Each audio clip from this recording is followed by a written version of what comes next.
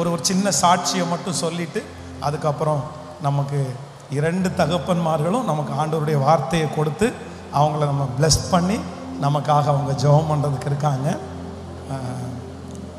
2000 வந்து நான் 1999 வந்து நான் 10th படித்தேன். அப்போ அந்த 10th வந்து நான் வந்து ஃபெயில் ஆகிட்டேன். ஸோ 3 பாடம் ஃபெயில் ஆகிட்டேன், 2 பாடம் தான் பாஸ் பண்ணேன். அப்போ வந்து எங்கள் பாஸ்டர் வந்து என்னை டுட்டோரியலில் கொண்டு போய் சேர்த்து விட்டார். அப்போ வந்து நான் அதில் அந்த டீச்சர் வந்து எனக்கு மேக்ஸ் போட்டு கொடுத்தாங்க. 1 வாரம், அந்த 1 வாரமும் அவங்க போட்ட அந்த மேக்ஸ் வந்து எனக்கு ஒன்றுமே புரியல.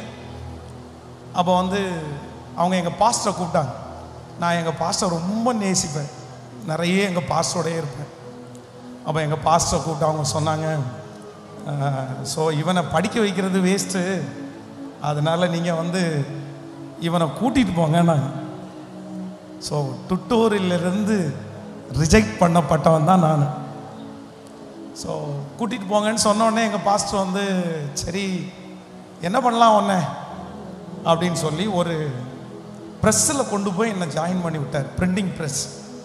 அப்போ அந்த பிரிண்டிங் ப்ரெஸ்ஸுக்கு டெய்லி காலையில் ஒரு 3 கிலோமீட்டர் நடந்து அந்த பிரிண்டிங் ப்ரெஸ்ஸுக்கு நான் போவேன். அப்போ எங்கள் பாஸ்டர் வந்து நான் போகிற வழியில் ஒரு இடத்துல ஒரு வீட்டில், எங்கள் பாஸ்டர் கல்யாணம் ஆகாத சன்னியாசி, அவங்க அங்கே ஒரு வீட்டில் சாப்பிடுவாங்க. அப்போ வந்து டெய்லி அவங்களுக்கு ஒரு ஸ்தோத்திரம் போட்டுட்டு நான் அப்படி போகிறது வழக்கம். அப்போ ஒரு நாள் நான் ஸ்தோத்திரம் பண்ணும்போது இங்கே வா அப்படின்னு கூப்பிட்டார். அவங்க பக்கத்தில் போனேன். அப்போ என்னை பார்த்து கேட்டார், பைபிள் காலேஜுக்கு போறியா அப்படின்னு கேட்டார். பைபிள் காலேஜுக்கு போறியான்னு கேட்டார்.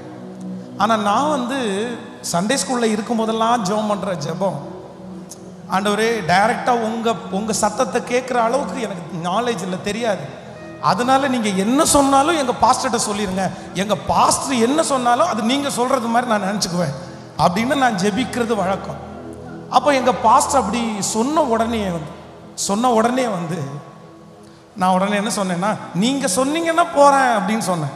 சரி சாயந்தரமாக வரியா அப்படின்னு கேட்டாங்க. ஆமாம் அப்படின்னு சொன்னேன். ஆஃபீஸ் போனாங்க. அவங்களே வந்து ஃபார்ம் எல்லாம் ஃபில்அப் பண்ணிட்டாங்க. எனக்கு ஃபில்அப் பண்ண தெரியாது, அவங்களே ஃபில்அப் பண்ணிட்டாங்க. சரி ரெடி ஆகிக்கோ அப்படின்னு. அப்போ வந்து எங்கள் வீட்டில் வந்து அதை சொல்லும்போது வந்து அப்போ தான் எங்கள் அப்பா வந்து ரொம்ப கடன், ஒரு 3 லட்சம் ரூபாய் கடன் வாங்கியிருக்காரு. இல்லை இந்த கடனை முடிச்சுட்டு போயிடலாமே அப்படின்னு சொன்னாங்க. என்னுடைய ரொம்ப நெருக்கமான ஒரு நண்பன், நாங்கள் 2 பேரும் ஒன்றா சர்ச்சுக்கு போவோம், ஒரே லைனில் உட்காருவோம். நாங்கள் 2 பேரும் தான் பாஸ்டருக்கு ட்ரம் வாசிப்போம். நான் கை வலிச்சிச்சுன்னா அவன் வாசிப்பான், அவங்க வச்சேன்னு நான் வாசிப்பேன். அந்த மாதிரி 2 பேருமே ஆவிக்குரிய வாழ்க்கையில் 2 பேரும் ஒன்றாவே நடந்து ட்ராவல் பண்ணி பேசிகிட்டே இருப்பான் ஏசப்பாவை பற்றி. அவன் வந்து என்னுடைய ஏஜ் தான், ஆனால் அவன் என்ன பண்ணுறான்னா இப்போ வந்து +1 படிக்கிறான். நான் ஃபெயில் ஆகிட்டான், அவன் பாஸ் பண்ணிட்டான். அப்போ அவன் என்ன சொன்னான் அப்படின்னு சொன்னா, டேய் எனக்கும் பைபிள் காலேஜுக்கு வர்றதுக்கு ஐடியா இருக்குது, ஒன்றே ஒன்று பண்ணு, 1 இயர் மட்டும் வெயிட் பண்ணிக்கோ, நம்ம 2 பேரும் போகலாம் அப்படின்னு சொன்னான்.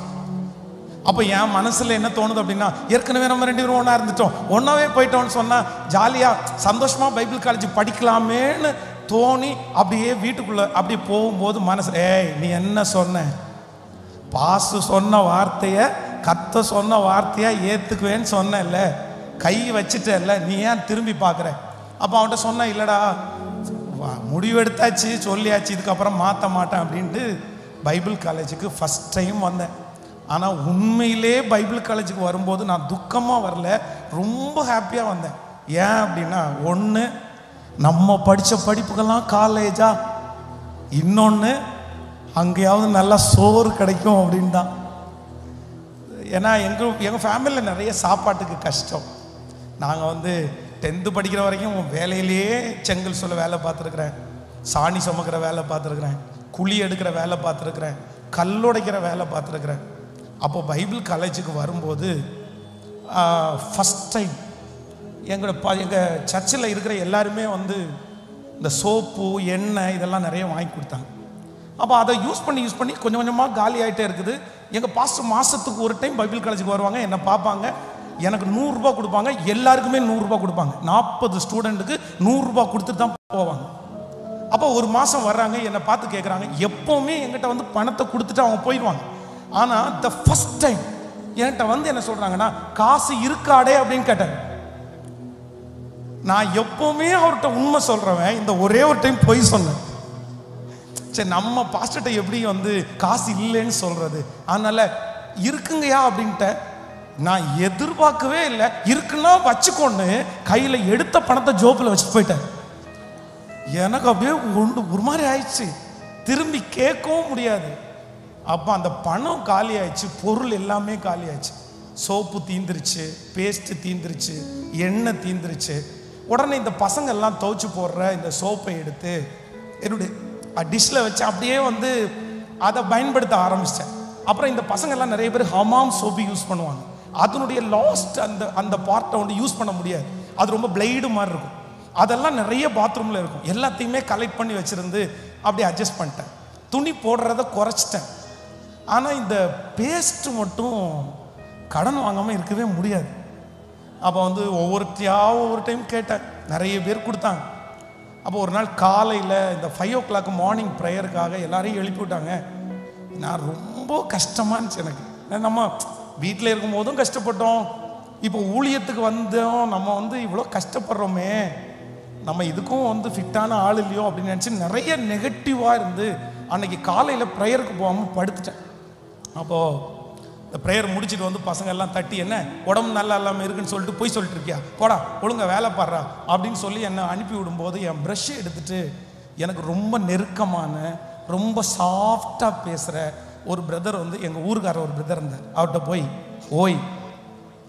ஓய்ன்னு கூப்பிட்றது ஒரு வழக்கம். ஓய் கொஞ்சம் பேஸ்ட்டு தருவீங்களா அப்படின்னு கேட்டேன். என்ன நினச்சாரோ தெரில, பயங்கரமாக திட்டார். ஏண்டா பிச்சைக்காரன் நாய்ங்களா, அப்படியே வந்துடுறது, சோறு போடுறாங்கன்னா வந்துடுறது, ஏன் ஒரு பேஸ்ட் வாங்க கூட உனக்கு வக்கில்ல, உனக்கு அப்படி பண்ண மாட்டாங்க. எனக்கு ஏற்கனவே வந்து நான் வந்து ரொம்ப மனசு கஷ்டம். இவங்க சொன்ன உடனே என்னால் அழுகை அடக்கவே முடியல. நான் அப்படியே மேலே ரூமும் அப்படியே இறங்கிட்டேன், மடமடன்னு இறங்கி அப்படியே அழுதுட்டே பாத்ரூமுக்கு முன்னாடி நின்று 2 கையை முகத்தில் பொத்திட்டு ஒன்னே ஒன்று மட்டும்தான் சொன்னேன், ஏசுப்பா எனக்கு ஊழியம்னா என்னன்னே தெரியாது, பட் நீங்கள் என்ன ஊழியத்துக்கு அழைச்சிருக்கிறீங்களா இல்லையான்னு கூட எனக்கு தெரியாது. எனக்கு ஒரு வசனம் தந்தோம், அந்த மாதிரிலாம் எனக்கு ஒரு அனுபவம் இல்லை. ஆனால் எங்கள் பாஸ்டர் சொல்கிறத நீங்கள் சொல்கிறதா நான் வந்து இன்னைக்கு வரைக்கும் எடுத்துக்கிட்டதுனால நீங்கள் என்ன ஊழியத்துக்கு அழைச்சிட்டிங்களோன்னு நான் நம்பினேன். ஆனால் உண்மையாக என்ன ஊழியத்துக்கு அழைச்சிங்கன்னா இன்னையிலிருந்து நான் யார்கிட்டையும் கையேந்திராத மாதிரி மட்டும் வச்சிருங்க ஆண்டவரே அப்படின்னு அழுறேன். நான் அழுதுகிட்டே இருக்கும்போது ஒருத்தர் வந்து என் தோலை தட்டுறாரு. அந்த வார்டன் வந்து எனக்கு தோலை தட்டி, கேம்பஸ் லீடு உன்னை முன்னாடி கூப்பிட்றாங்க அப்படின்னா. அப்போ முன்னாடி போன உடனே அந்த வார்டன் வந்து ஒரு 50 ரூபாய் எடுத்து என் கையில் கொடுத்தாரு. நான் உடனே கேட்டேன், பிரதர் 50 ரூபாய் கொடுக்குறீங்க? இல்லை, நீங்கள் வந்து ஒரு 3 monthsக்கு முன்னாடி கணபதியில் ஒரு சர்ச்சில் போய் சாட்சி சொல்லிட்டு வந்தீங்களாமா, அந்த அம்மா வந்து உங்களுக்கு 50 ரூபாய் காணிக்க வச்சுட்டு ரொம்ப நாள் வெயிட் பண்ணி இப்போ தான் கொடுத்துருக்காங்க, கரெக்டாக அந்த 50 ரூபாய் எனக்கு கிடச்சிச்சு. உடனே நான் சொல்கிறேன், ஆண்டவரே நீங்கள் என்ன நினச்சிட்டீங்க ஏசப்பா அப்படின்ட்டு அந்த 50 ரூபாய் வச்சுட்டு அப்படியே கண்ணீரோட என் ரூமுக்கு போகும்போது எபனேசர் அப்படின்னு ஒரு பிரதர் படித்தார் சென்னையில். அவர் வந்து என்கிட்ட கேட்டார், பிரதர் நான் பைபிள் காலேஜ் டிஸ்கன்டினியூ பண்ணுறேன், எங்கள் அம்மா அப்பா எனக்கு பொண்ணு பார்த்துட்டாங்க, அதனால் எனக்கு சோப்பு பேஸ்டெல்லாம் நிறைய இருக்குது, நீங்கள் வேணால் வாங்கிக்கிறீங்களா அப்படின்னு கேட்டார். நான் சொன்னேன், தாராளமாக வாங்கிக்கிறேன் பிரதர், கொடுங்க அப்படின்னேன். என் கையில் அட்டை பாக்ஸ் தூக்கி வச்சார். ஓப்பன் பண்ணி பார்த்தா உள்ள ஒரு பேஸ்ட்டு, என் கை இவ்வளோ தடி. 3 வருஷம் நான் படித்து முடிக்கிற வரைக்கும் அந்த பேஸ்ட் எனக்கு போதுமானதாக இருந்துச்சு. 3 years 3 வருஷம் அந்த பேஸ்ட் நான் யூஸ் பண்ணேன். இன்னைக்கு வரைக்கும் எத்தனையோ மாலில் போய் அந்த மாதிரி ஒரு பேஸ்ட்டை தேடுறேன், அவ்வளோ சைஸான பேஸ்ட் நான் பார்க்கவே இல்லை. ஸோ உடனே நினச்சிட்டேன், இல்லை கண்டிப்பாக என்னை ஆண்டவர் நம்புறாரு அப்படின்னு நினச்சேன். அப்போ ஒரு நாள் ஒரு 2 minutesல முடிச்சிடறேன். ஒரு நாள் வந்து பாஸ்ட் பாடம் நடத்திட்டே இருக்காரு, எல்லாரும் எழுதிட்டே இருக்காங்க. அவர் சொல்ல சொல்ல எல்லாருமே வேகமாக எழுதுறாங்க. நான் வந்து கோவுக்கும் கேவுக்கும் வித்தியாசம் தெரியாமல் அப்படியே உட்காண்டேன். இப்படி போடணுமா இப்படி போடணுமான்னு எனக்கு தெரில. எனக்கு உடனே ஒரு துக்கம் வந்துச்சு, ஏன்னா உனக்கு கோவுக்கும் கேக்குமே வித்தியாசம் தெரில, நீ எல்லாம் படித்து பைபிள் காலேஜில் படித்து ஊழியம் செய்ய போறியா அப்படின்னு உடனே பெண்ணை அப்படியே வச்சுட்டு சோகமாக உட்காந்துட்டு இருக்கும்போது டீக்கு பெல் அடித்தாங்க. ராஜேந்திர பிரசாத் அப்படின்னு ஒரு பாஸ்டர், அவர் வந்து ஏன் பிரதர் ரொம்ப சோகமாக இருக்கிறீங்கன்னு கேட்டார். அப்போ நான் சொன்னேன், பிரதர் எனக்கு கோவுக்கும் கேக்குமே வித்தியாசம் தெரில, நான் எல்லாம் என்ன பிரதர் படித்து முடிச்சுட்டு பைபிள் காலேஜில் போய் ஊழியம் செய்ய போகிறேன் அப்படின்னு. உங்களுக்கு என்ன இப்போ கோவுக்கும் கேக்கு தானே வித்தியாசம் தெரியணும், இங்கே வாங்க அப்படின்னு கூப்பிட்டு ஒரு நோட்டு எழுதிட்டு இதான் கோ இதான் கே அப்படின்னு எழுதி கொடுத்தாரு. என் வாழ்க்கையில ஃபஸ்ட்டு சொல்லி புரிஞ்ச ஒரே வேடை அது மட்டும்தான். உண்மையிலே எனக்கு ஒரு டைம் சொன்னால் புரியவே புரியாது. ஓ அப்படியா பிரதர், இது வரைக்கும் கோவு கேட்குன்னு விஷயமே தெரில. ஸோ இப்படியே பைபிள் காலேஜில் வந்து பைபிள் காலேஜ்லேயும் எங்கள் அம்மா அப்பா வந்து இன்றைக்கி வந்திருக்காங்க. எங்கள் அப்பா அம்மா 3வது வருஷத்தில் தான் ஃபோன் பண்ணாங்க. எல்லாருக்கும் லெட்டர் வரும், எனக்கு லெட்டர் வந்ததில்லை. ஆனால் எங்கள் அம்மா அப்பா இன்றைக்கி ரட்சிக்கப்பட்டு அவங்க எனக்கு ரொம்ப சப்போர்ட்டிவாக இருக்காங்க. ஸோ அப்படி தான் பைபிள் காலேஜ் வாழ்க்கையை முடித்தேன். ஆனால் அதே பைபிள் காலேஜில் ஆண்டவர் என்னை வார்டனா அனுமதித்தேன். ஆனால் இந்த கோயம்புத்தூர் பட்டணத்துக்கு வந்ததை மட்டும் சொல்லிவிட்டு, நிறைய சாட்சி இருக்குது, டைம் இல்லை, நிறைய பேர் சாட்சி கேட்டிருப்பீங்கன்னு நினைக்கிறேன். கோயம்புத்தூரில் வந்து இந்த பைபிள் காலேஜ் படிக்கும்போது நம்ம இங்கேருந்து சங்குனூர் பக்கத்தில் ஒரு ப்ரேயர் செல் நடத்திட்டு இருந்தாங்க. அப்போ அந்த ப்ரேயர் செலுக்கு வந்து 5ஆம் நம்பர் பஸ்ஸு அங்கேருந்து ராமநாதபுரத்துலேருந்து ஏறுனா அந்த பஸ் வந்து கிட்டத்தட்ட ஒரு 15-16 கிலோமீட்டர் ட்ராவல் பண்ணி வரும். நான் வந்து எப்போவுமே பஸ்ஸுனுடைய அந்த ஓரத்தில் நான் இருப்பேன். அப்போ சுற்றி இருக்கிறதெல்லாம் பார்க்கும்போது இந்த ஜனங்களெல்லாம் ரொம்ப அப்படியே வந்து கையில் சட்டி வச்சிருக்கிறது, சண்டை போட்டுக்கிறது, அப்படியே ஆண்டவர் இல்லாமல் அலைகிறது, இதெல்லாம் என் கண்ணில் பார்த்து பார்த்து பஸ்ஸில் உட்காந்து அப்படியே அழுதுகிட்டே இருப்பேன். அங்கேருந்து ராமநாதபுரத்துலேருந்து இங்கே 1.5 கிலோமீட்டர் இது வரைக்கும் அழுதுகிட்டே இருப்பேன். இவங்களெல்லாம் ரட்சிங்க ஆண்டவரே, இவங்களெல்லாம் சந்திங்க ஆண்டவரே. ஒரு நாள் நான் இந்த மாதிரி அழுதுட்டு இருக்கும்போது என் பக்கத்தில் வந்து ஒருத்தர் உட்கார்ந்தார். உட்கார்ந்த உடனே என்னை தட்டி ஏன் அழுறேன்னு கேட்டார். நான் என்ன சொல்கிறேன்னே தெரில. அடுத்த வார்த்தை அவர் என்ன சொன்னார் தெரியுமா? லவ் ஃபெயிலியரை குறிச்செல்லாம் பயப்படாதப்பா, இன்னைக்கு இருப்பா நாளைக்கு போவா, உனக்கு நல்ல வாழ்க்கை கடவுள் வச்சிருப்பாரு. அப்போ நான் நினச்சேன், நான் அழுறது உங்களுக்கு என்ன தெரியும். ஸோ ஆனால் இந்த பைபிள் காலேஜில் நான் ஊழியம் பண்ணுவேன், ஊழியம் செய்வேன், படிக்கிறதுக்காக மட்டும்தான் வந்தேன். அப்போது அன்னைக்கு இப்படி அழுதுகிட்டே போவேன். இங்கேருந்து டிரான்ஸ்ஃபர் ஆகி சென்னையில் மாதவரத்தில் ஊழியம் பண்ணேன்.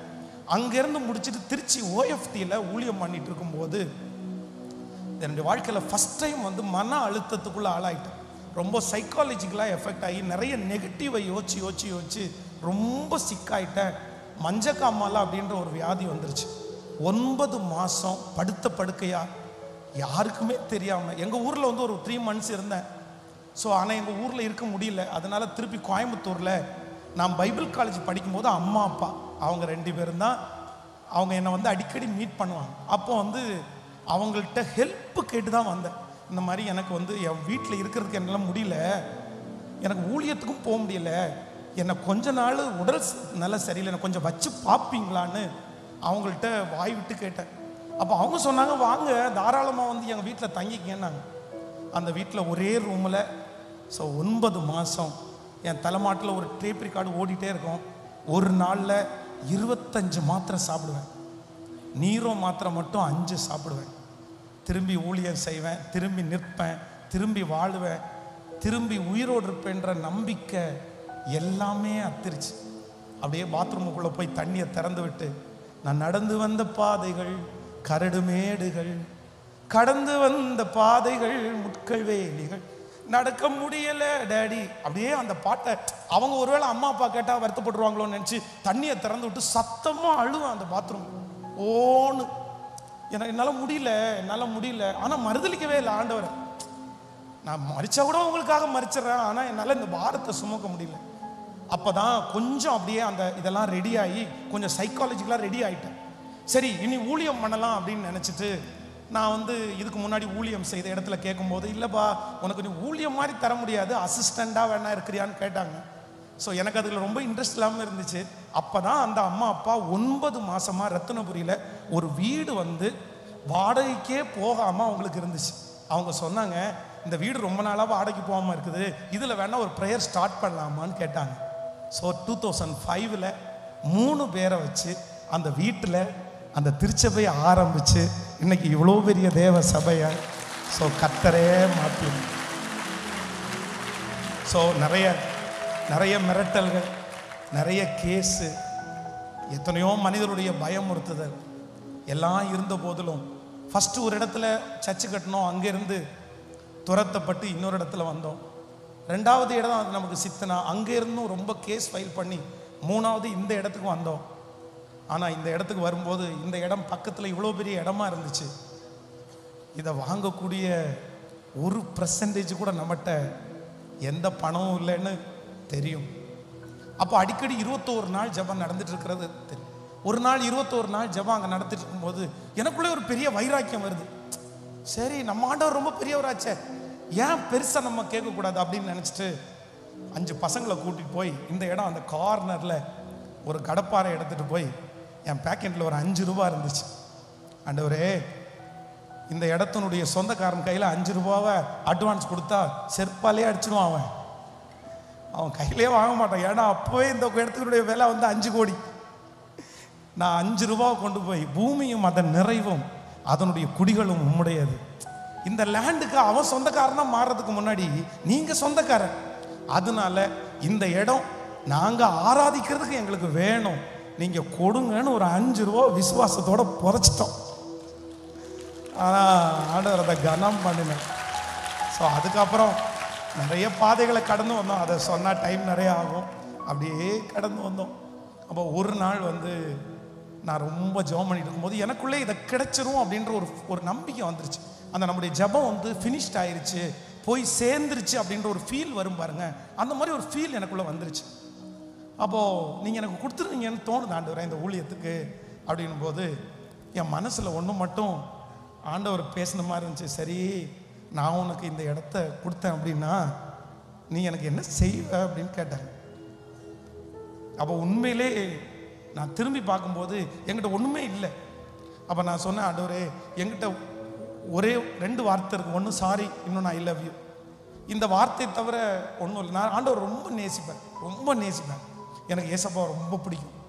எப்போவுமே யோசிச்சே இருப்பேன். ஏன்னா என் வாழ்க்கையிலேயே அவர் தான் எல்லாமே. அதனால் பச்சை மணலில் முழங்காலில் நின்றுருக்கிறேன். என் கயிறில் காலை கட்டி தொங்க விட்டு நீ எங்கே ஆண்டவர் இருக்கீங்க அப்படின்னு கேட்டிருக்கிறேன். ஸோ அப்போ சொன்னேன், என்கிட்ட ஒன்றுமே இல்லை, நான் எதுவுமே கொண்டு வரல, அதனால் சாரி ஐ லவ் யூ அப்படின்ற வார்த்தை இருக்குது. ஆனால் நீங்கள் இந்த இடத்த கொடுத்தீங்கன்னா உங்களை நான் நம்புவேன்னு சொன்னேன். நீங்கள் நிறைய பேர் கேட்பீங்க, ஏன் பாஸ்டர் அப்படி சொன்னீங்க? அப்போ ஆண்டவரை இதுவரைக்கும் நம்பாமலாம் ட்ராவல் பண்ணீங்கன்னு. ஆனால் உண்மையிலேயே இன்னைக்கு உங்களுக்கு முன்னாடி ரொம்ப தைரியசாலியாக நிற்கிறேன். நான் ரொம்ப பயப்படுவேன். நிறைய நேரத்தில் வந்து ஆண்டவர் இவ்வளோ அற்புதம் செஞ்சாலும் நம்ப முடியுமா அப்படின்னெல்லாம் தோணும். அப்போது இந்த இடத்த மட்டும் நீங்கள் எனக்கு கொடுத்தீங்கன்னா நான் சாகிற வரைக்கும் என்ன வந்தாலும் உங்களை நம்புவேன் ஆண்டவரே, உங்களை நம்புவேன். ஸோ ஆண்டவர் கொடுத்த உடனே நினச்சோம், சரி ஒரு 5 இயர்ஸ் தாண்டி ஏதாவது ஒரு சின்ன எக்ஸ்டென்ஷன் பண்ணலான்னு நினச்சோம். ஆனால் கொடுத்த உடனே ஒரு எக்ஸ்டென்ஷன் பண்ணி ஸோ இதை திறக்கணும் அப்படின்னு ஒரு ஜபத். ஏன்னா நிறைய பேர் ஹெல்ப் பண்ணாங்க. வெளியூர்லேருந்து வெளிநாடுகள்லேருந்து கூட நிறைய சொந்தங்கள் நீங்கள் வந்திருக்கிறீங்க, நிறைய பேர் ஹெல்ப் பண்ணாங்க. கண்டிப்பாக எங்கள் திருச்சபையில் இருக்கிற பிள்ளைகளுக்கு வந்து இது பெரிய சுமை, பெரிய பாரம். அவங்களுடைய சம்பளங்கள் எல்லாம் ரொம்ப குறைவு. ஆனால் நிறைய பேர் ஹெல்ப் பண்ணாங்க. ஸோ எல்லாருக்காகவும் ஒரு ப்ரேயர் பண்ணிடணும் அப்படின்னு நினச்சி இதை டெடிகேட் பண்ணால் நல்லாயிருக்கும்னு நினச்சோம். ஆனால் உண்மையிலே அப்பாங்க 2 பேரும் வருவாங்கன்னு நினைக்கவே இல்லை. நான் அதை யோசிக்கவே இல்லை. பட் அது எனக்கு பெரிய சந்தோஷமாக இருக்குது, மகிழ்ச்சியாக இருக்குது. ஸோ உண்மையிலே ஆண்டவருக்கு நன்றி சொல்ல. அவங்க வாழ்கிற காலத்தில் நம்ம வாழ்கிறதே சந்தோஷம். அவங்கள சொல்கிறதுக்கு ஒன்றுமே இல்லை, நம்ம அவங்களுக்கு தேங்க்ஸ் சொல்கிறதுக்கு ஒன்றுமே இல்லை. பட் எல்லாருடைய எங்கள் மாமனார் அப்பாங்க 2 பேர் பாஸ்டர்ஸு, இன்னும் லைவில் பார்க்குற பாஸ்டர்ஸு, என்னை நேசிக்கிற நீங்கள் பிள்ளைங்க, சர்ச்சில் உள்ளவங்க, ஒரு பிள்ளையை போல் சகோதரனை போல் இன்றைக்கும் நான் அடி வாங்குற மாதிரி நிறைய பேர் இருக்கிறீங்க. உங்களை எவ்வளோ வேணாலும் திட்டலாம், அந்த அளவுக்கு இருக்கிறீங்க. ஸோ அவ்வளோ நேசிக்கிற எல்லா பிள்ளைகளுக்காக நான் ரொம்ப நன்றி உள்ளவனாக இருக்கேன். ஸோ ஆண்டவர் இன்னைக்கு வந்து இந்த திருச்சபைக்கு ஒரு பேர் இருக்குது, மகாராஜாவின் நகரம். ஆமாம். ஸோ அப்போ வந்து இந்த டெடிகேஷனுக்கு அப்பாவை கூப்பிடும்போது சரி ஒரு 12 hours ப்ரேயர் வச்சு கூப்பிடலாம் அப்படின்னு திங்க் பண்ணோம். நம்ம தான் மீட்டிங் நடத்துறதுக்கு நமக்கு ரொம்ப ஈஸி ஆயிடுச்சு அப்படின்னு நினச்சோம். ஆனால் அது அவ்வளோ பெரிய ப்ராஜெக்ட்னு எனக்கு தெரில. ஆனால் இதை விட எது முக்கியம் அப்படின்னு சொன்னால் அந்த 12 hours ப்ரேயர் தான் முக்கியம். ஏன்னா நாளைக்கு காலையில் 7 மணிக்கு நீங்கள் எல்லாருமே அப்படியே ஜெபம் பண்ணுறது மாதிரி வந்துடணும். இந்த கோவை பட்டணத்தில் 4 வழி, முக்கியமான வழி இருக்குது. அந்த 4 வழியிலையும் 4 மேம்பாலம் இருக்குது. அதில் ஏறி 10 வருஷம் தாண்டி ஆண்டவருடைய வருகை தாமதிச்சு அந்த பாலத்தில் நம்ம ட்ராவல் பண்ணும்போது ஒவ்வொரு பாலத்துலேயும் 100 சிலுவையாவது நம்ம பார்க்கணும். அவ்வளோதான். கண்ணை மூடிட்டு போயிட்டே இருக்க வேண்டியது. எனக்கு அதுதான் ஆசை. கர்த்தர் வந்து 10,000 பேர் கொண்ட ஒரு 10 சர்ச்சு கோயம்புத்தூரில், 1000 பேர் கொண்ட ஒரு 1000 சர்ச்சு கோயம்புத்தூரில் ஆமென் வந்துச்சுன்னா அவ்வளோதான். நம்ம அப்படியே சொர்க்க நாட்டிலன் அப்படியே போயிட்டே இருக்கலாம் கைத்தட்டி. ஆமென். நமக்கு இந்த பூமி ஒன்றும் சொந்தம் இல்லைல்ல. அதனால் எல்லாரும் சேர்ந்து இன்னும் எனக்காக ஜெபிங்க. ஆண்டவர் வந்து கொடுத்துருக்குறாங்க. இன்னும் நிறைய சாட்சி இடையில நம்ம மீட்டிங் வச்சு சொல்லுவோம். தேங்க்யூ. God plus.